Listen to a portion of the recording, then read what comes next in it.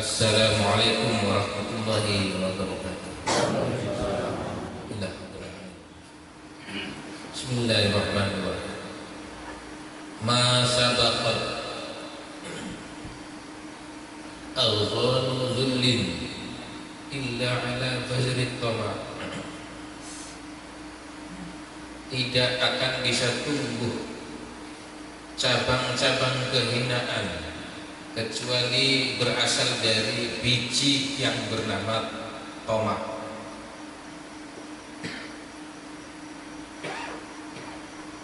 Tidak akan tumbuh cabang-cabang dari kehinaan kecuali atas atau dari biji yang bernama tomak.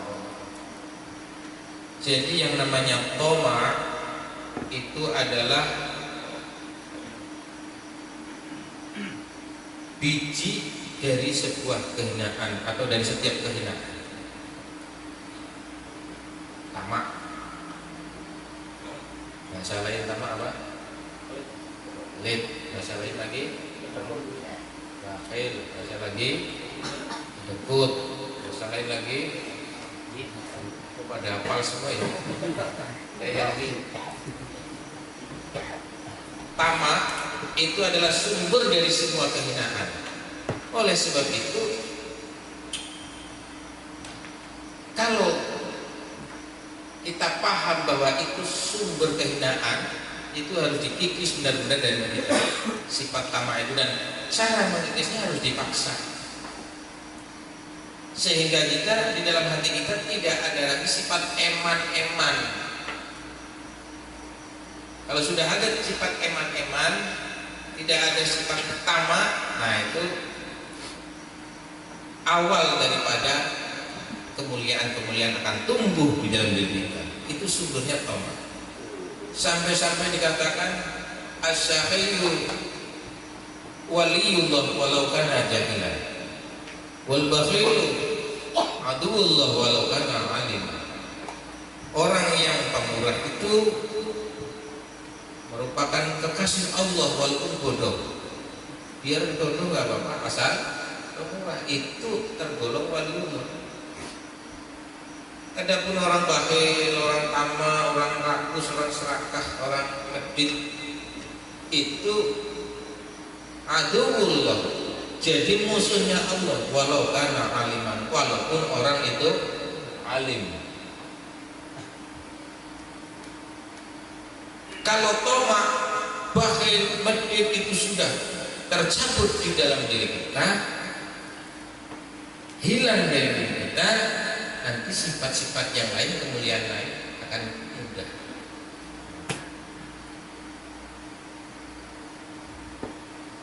Abah guru kita pernah berkata, ciri-ciri wali itu: satu, pemurah; dua, tiga, pemarah. Cuma dua. Kalau itu sudah ada pada diri kita, insya Allah kita tergolong golongan wali. Satu, pemurah; dua, tiga, pemarah. Ini perlu dilatih.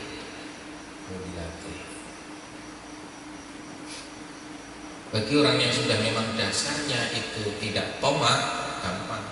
Bagi yang memang dasarnya tomak, susah. Perhitungan, mengeluarkan kebaikan, perhitungan bintang itu. Oleh sebab itu, ada sebagian guru itu mendidik muridnya itu, kalau yang memang penyakit terbesarnya tomak, wah, sini, itu untuk dirinya ya, untuk ditasarufkan sampai di dalam dirinya itu hilang sifat tamaknya.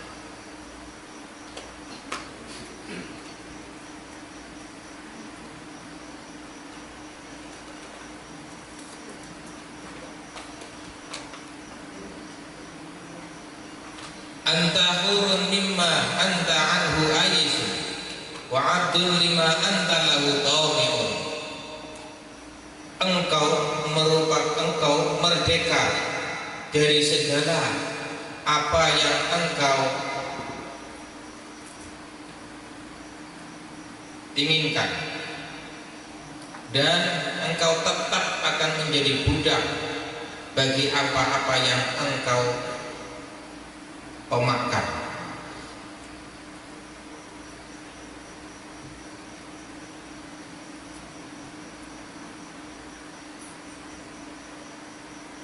Engkau merdeka dari apa-apa yang tidak engkau harapkan, dan engkau tetap menjadi hamba dari apa-apa yang engkau tamakkan.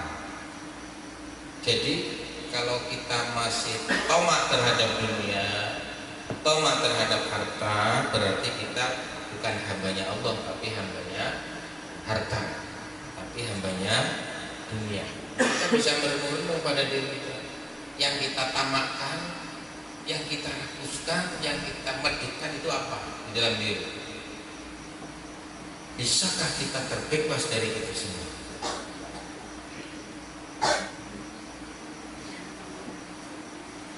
Kalau kita bisa berbebas dari itu, kemudian penghambaan diri kita kepada Allah, nah jadilah hamba yang sebenar-benar hamba Allah. Kita di dalam diri menginginkan apa di dalam hidup ini? Ingin ini. Nah, ininya itu apa? Dunia kan akhirat. Kalau dunia masih diperbudak dunia, ingin ini. Ininya apa itu? Tapi kalau di dirinya ingin banget ketemu Rasulullah, ingin banget merasakan nikmatnya ma'rifatullah, nah udah bagus. Jadi perbanyak kita itu hadirkan keinginan untuk bagaimana ya bisa rasanya nikmat ma'rifat kepada Allah itu kayak apa ya. Selama ini kan belum kita hadirkan, sehingga kita mengucap Allah belum tergetar hatinya, sehingga ketika mendengar nama Rasulullah belum tergerak hatinya untuk rindu. Apa sebab? Karena memang selama ini hati kita dipenuhi oleh selain Allah dan Rasulullah. Antara dua, Rasulullah boleh, Allah boleh, tapi yang paling cepat Rasulullah.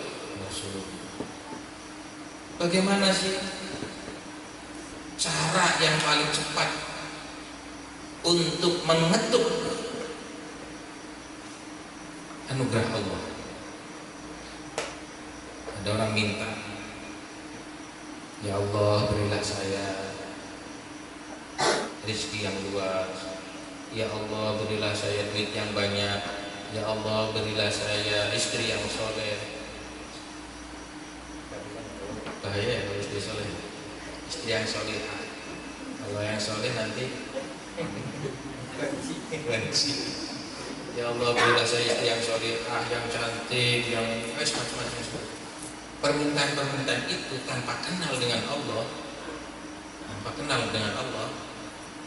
itu sudah baik. Ada yang lebih baik. Kata Allah bertanya kepada malaikat, "Hei malaikatku, itu kan muslim minta apa?" Malaikatku minta A, B, C, D, sebutkan. Jadi kata Allah, saya suka dengan ucapan-ucapannya, saya suka dengan rintihan-rintihannya. Nggak langsung dikasih, biar lama. Akhirnya apa? Kere terus ya. Itu sudah bagus karena mintanya kepada Allah. Ada satu lagi, mintanya jarang, tapi ada rasa kebutuhan, tapi jarang minta. Yang satu yang jarang minta ini kenal kepada Allah, tidak banyak meminta, tidak.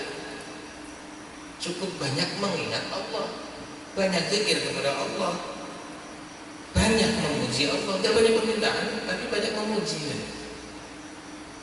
Oleh Allah dijalankan hidup melarat, santai. Oleh Allah dijalankan dalam keadaan hidup penuh dengan sakit, santai.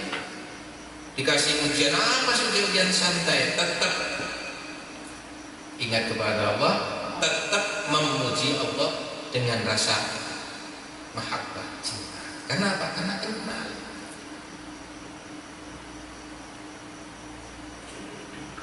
Kalau sudah ini yang dijalankan, sekali minta kabul. Kalau ini yang dijalankan hari hidup sehari-hari, tidak perlu diminta, Allah sudah tahu. Logikanya, si tukang membuat bangunan, arsitek bikin sebuah bangunan, dia akan tahu kapasitas kekuatan bangunan ini. Dia akan tahu kelemahan-kelemahan tekstur tanah yang di sini apa, dia tahu semua. Dia akan tahu bangunan itu dibikin kayak apa, yang dibutuhkan apa saja, tahu semua. Maha suci Allah dari gambaran. Kita diciptakan oleh Allah. Tidak mungkin Allah tidak tahu apa yang kita butuhkan. Tidak mungkin. Antara kebutuhan dengan keinginan itu nggak sama. Kita belum butuh, tapi kita kepingin, itu nggak bisa.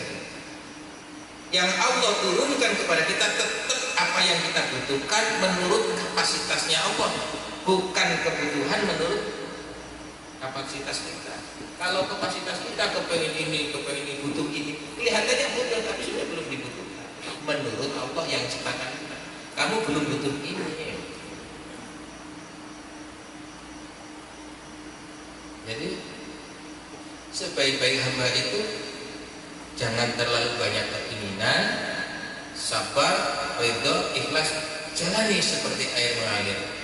Kalau ada sesuatu yang kita inginkan sebagai manusia, wajar karena manusia diberi nafsu. Kalau ada keinginan, cukup jadikan keinginan itu untuk mesra kepada Tuhan, bukan benar-benar memaksa pemberian Tuhan turun, bukan.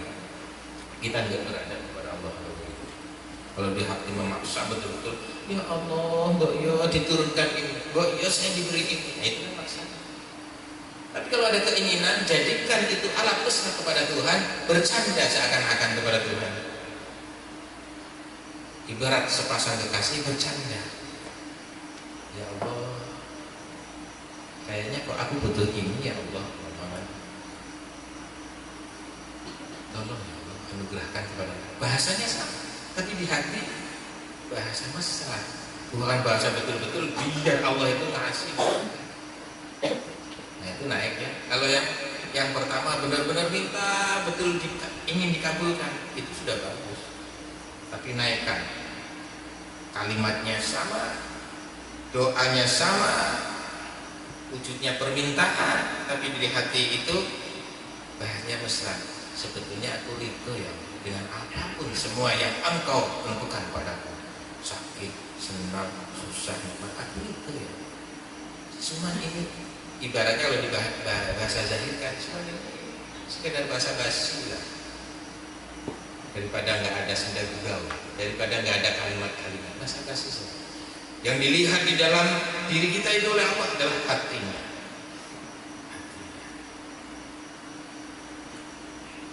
Oleh sebab itu kita naikkan kapasitas. Sama juga orang makan obat. Makan obat dengan ridho bahwa dia menjalani sakit itu, ridho dengan makan obat yang dia ingin benar-benar sembuh, beda kapasitasnya. Bedanya di mana? Kalau makan Paramex 1 nggak sembuh, 2, 3, 4, 5, 6 nggak sembuh-sembuh, bosan dia betul. Udah makan ini kok nggak sembuh, udah pindah ke dokter ini, spesialis ini kok nggak sembuh-sembuh sih, dia akan gelisah karena tidak ridho dengan sakit yang diderita. Tapi orang yang sakit dengan diderita ridho, dia makan obat, pindah dari dokter ke dokter, dia tidak ada gelisah. Ya memang tugasnya saya itu berobat di saat sakit, dia tidak akan gelisah. Jadi hamba-hamba yang seperti inilah hanya dirasakan oleh hamba-hamba yang mengenal Allah. Perasaan sepertinya dirasakan oleh hamba yang mengenal Allah. Kalau belum kenal kepada Allah, tetap akan ada keluhan-keluhan di hati, tetap. Tapi orang yang kenal Allah, kenal dari sisi apa? Minimal kenal apapun yang terjadi ini adalah asar daripada, mazhar daripada perbuatannya Allah. Minimal itu saja. Kenal. Kudroh, irodah, ilmu, ayat, sama, basor, kalam miliknya Allah. Kenal bahwa kita itu adalah sifat kebesaran Allah. Semua alam ini adalah sifat kebesaran Allah. Kenal. Kalau sifat itu pasti tidak ada sesuatu yang dialami kecuali atas kehendak zatnya. Tidak ada. Berarti yang terjadi pada wujud sifat kebesaran ini adalah daripada kehendak zatnya Allah. Si sifat tidak akan protes. Tidak akan protes. Nah, kenal seperti itu. Insya Allah kalau kenal seperti itu, ridho dengan setiap ketentuan. Sabar menjalani setiap kesulitan. Sabar, jalani satu persatu. Paling ujung-ujungnya mati, ya kan? Yang kaya ujungnya mati nggak sih? Yang miskin, yang sehat mati, yang sakit mati. Apa sih? Sama ujung-ujungnya kita sama. Sama kan? Ujung-ujungnya orang hidup mati. Yang jomblo, yang punya istri, semuanya mati. Yang berpangkat mati, rakyat kecil mati. Yang pejabat mati, yang korupsi mati, yang tidak korupsi mati. Nah, ujungnya mati sama. Kalau sudah ujungnya sama mati, berarti tinggal perbedaannya selama menunggu kematian diisi dengan kebaikan-kebaikan itu saja. Selama menunggu kematian ridho dengan setiap ketentuan Tuhannya. Ayo kerja belum dapat duit, kerja lagi, belum dapat duit, kerja lagi, nggak apa-apa. Karena kerja nggak wajib dapat duit. Kehebatan jalannya rezeki Allah jangan diukur dengan sebatas kerja. Jadi kerja boleh, tapi jangan membatasi jalan rezeki Allah hanya dari kerja itu. Banyak orang yang kerja tidak digaji, bahkan dapat duitnya dari jalan lain. Banyak.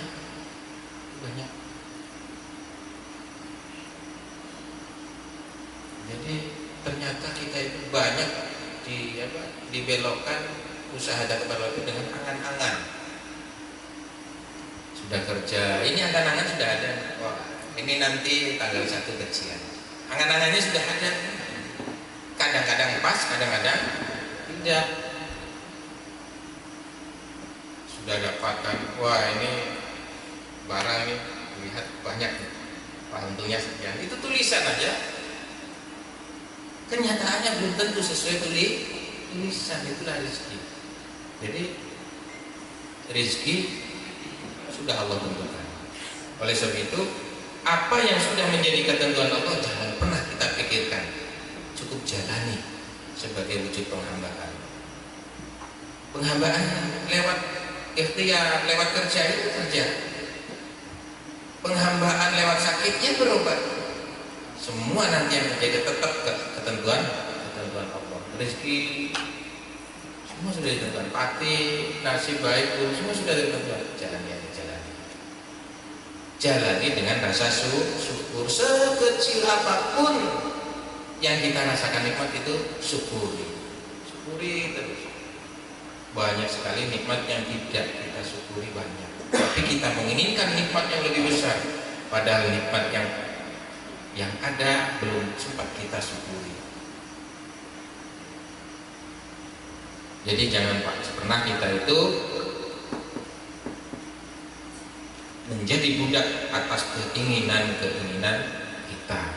Jangan pernah kita menjadi budak atas apa yang kita serakahi, apa yang kita tomai, jangan. Man lam yuqbil Allah bi mulaqafatil ihsan qida ilahi bisalasilil imtihan. Barang siapa yang tidak menghadap kepada Allah, tidak ngadep kepada Allah dengan anugerah Allah yang lembut, yang sedikit, maka Allah akan memaksa orang itu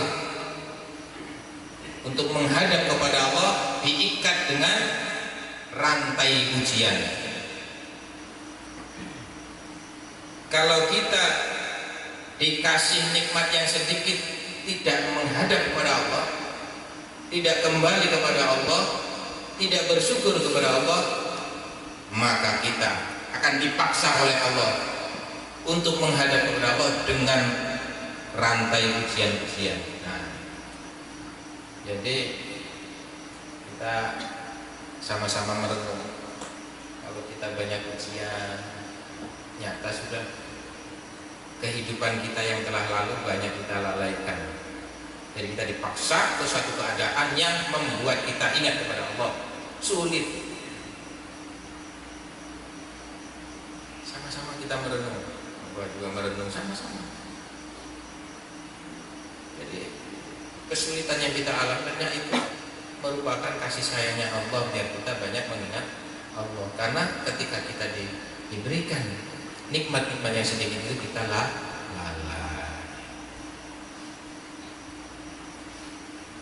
Sekali lagi sama-sama kita belajar satu persatu, kita muhasabah diri satu persatu kesalahan-kesalahan kita dalam lalai kepada Allah dari sisi mana. Satu hari saja dari pagi sampai malam, dari mulai kita bangun sampai kita mau tidur, sebelum tidur renungi dulu, ingat sebatas yang kita mampu apa sih kesalahan kita kepada Allah. Setelah itu istighfar. Apa sih kesalahan kepada Allah selama dari kita mulai bangun sampai saat ini mau tidur, sebentar aja nggak apa-apa. Ingat ini istighfar, astagfirullah, istighfar. Nah, baru tidur nggak perlu lama, bentar baru tidur. Ketika tidur kok nggak bangun-bangun, sudah istighfar. Besok kok kita bangun, nah dibangunkan oleh Allah, bangun. Kembali ke alhamdulillah ya Allah, Engkau telah memberikan nikmat hayat, nikmat hidup kepadaku untuk menikmati kehidupan ini. Tolong bimbing aku ya Allah dalam menjalani setiap kehidupan dan menerima setiap nikmat. Bimbing. Itu buka mata diawali dengan doa. Buka mata langsung lewat. Padahal itu di hati sebentar aja, bukan apa ya. Dulu kalau saya dibimbing sama guru itu 40 hari. Lakukan kalau sudah 40 hari, kesananya gampang. Bisa lulus 40 hari, kesannya auto nanti. Jadi ini menghidupkan. Kalau sudah hidup nanti auto. Sebentar aja. Jadi kalau dibahasakan ya begitu, banyak ungkapannya. Kalau saya banyak kan, ya Allah minta ini banyak kan. Tapi kalau sudah auto jalan itu nggak perlu bahasa-bahasa begitu, nggak perlu. Merenung sebentar aja. Coba dilatih 40 hari muhasabah, bangun tidur dan mau tidur. Karena kita apapun profesinya ujung-ujungnya mati. Sekali lagi, apapun profesinya kita hanya berjalan menuju mati. Yang cantik mati, yang tidak cantik mati, yang ganteng mati, yang tidak ganteng mati, yang putih mati, yang hitam mati, semua. Tidak ada yang cantik kekal, enggak ada. Semuanya akan mati. Oleh sebab itu kita ini tertipu. Sadar sesadarnya tertipu, tapi kadang-kadang ada orang suka ditipu. Ya, amat suka ditipu apa suka dijujuri. Kalau ada orang ngomong, ibu suka ditipu apa suka jujur, Bu? Suka suaminya jujur apa suka suaminya bohong? Jawabnya tuh, kalau jujur nanti suaminya jujur ya, jujurnya menyakitkan. Ada orang suka kalau suaminya berbohong. Ada orang suka kalau suaminya jujur. Kalau Adi suka apa Adi? Suka orang jujur apa orang bohong? Enak yang bohong. Oh itu jadi amalan. Biasanya suka bohong apa suka jujur? Iya ya, kadang-kadang kita mau berbicara serba salah ya, mau bicara apa adanya sakit, banyak tidak berbicara apa adanya berbohong. Tapi kadang orang suka berbohong, suka. Niatnya ngibul aja ini ya.